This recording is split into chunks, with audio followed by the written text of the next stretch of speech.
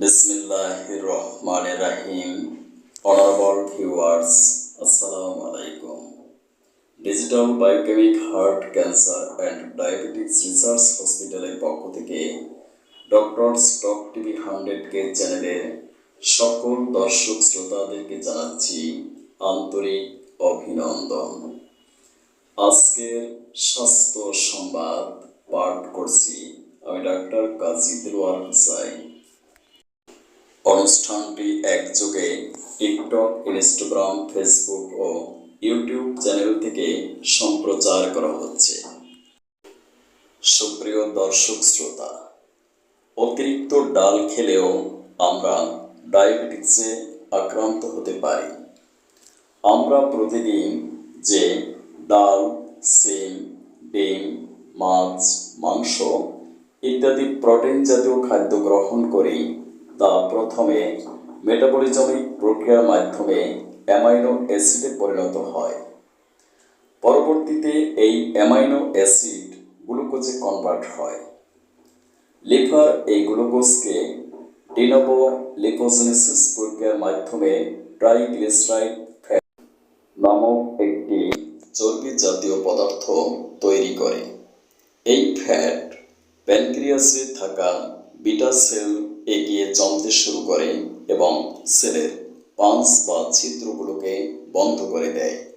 As a result ফলে pancreas থেকে কোনো ইনসুলিন সিক্রেশন হতে পারে না।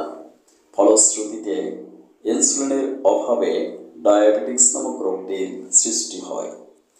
প্রোটিন জাতীয় খাদ্য থেকে ইউরিয়া, ইউরিক অ্যাসিড ইত্যাদি ওয়াস্ট তৈরি হয়। ইউরিক অ্যাসিডের পরিমাণ বেড়ে গেলে আর্থ্রাইটিস এবং ইউরিয়ার পরিমাণ বেড়ে গেলে রক্ত দূষিত হয়। অ্যালার্জি, চর্মরোগ, চুলকানি ইত্যাদি লক্ষণগুলো প্রকাশ পায়। রক্তে ইউরিয়ার নর্মাল রেঞ্জ হল 10 to 15 মিলিগ্রাম পার 100 মিলিলিটার। রক্তে এই রেঞ্জের চেয়ে বেশি হলে কিডনি ডিজিজ, শক, ডিহাইড্রেশন বা পানি শূন্যতা, গাউট বা গেটে বাত, অ্যাকিউট মায়োকার্ডিয়াল ইনফেকশন নামক রোগের সৃষ্টি হয়। প্রোটিনজনিত কারণে ডায়াবেটিক্স হলে ইনসুলিন দ্বারা স্থায়ী চিকিৎসা সম্ভব নয়। তখন আমি ইউরিয়া নামক একটি মেডিসিনের মাধ্যমে ডায়াবেটিক্সের স্থায়ী চিকিৎসা প্রদান করে থাকি। স্থায়ী চিকিৎসার জন্য যোগাযোগ করুন আমার প্রতিষ্ঠিত প্রতিষ্ঠান digital biochemic heart cancer and diabetics research hospital অথবা আমার chamber Lalbagh diagnostic centre 195/1/1 JN Shah road, Amligola, Lalbagh, Dhaka. সিরিয়ালের জন্য যোগাযোগ করুন 01712937056।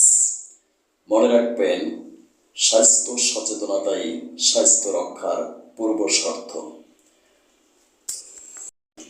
মৃত্যুকে রোধ করা সম্ভব নয়, কিন্তু রোগকে প্রতিরোধ করা সম্ভব। লিকুল্লে দাইন দাওয়াউন, অর্থাৎ প্রত্যেক রোগের ঔষধ আছে। মহান আল্লাহ তাআলা পবিত্র কোরআনে সূরা বনী ইসরাইলের 82 নম্বর আয়াতে ঘোষণা করেন, আমি এ কোরআন অবতীর্ণ করেছি ঈমানদারদের জন্য তাদের রোগের উপশমকারী হিসেবে। Thank you for watching my video. May Allah bless you. Allah হাফেজ।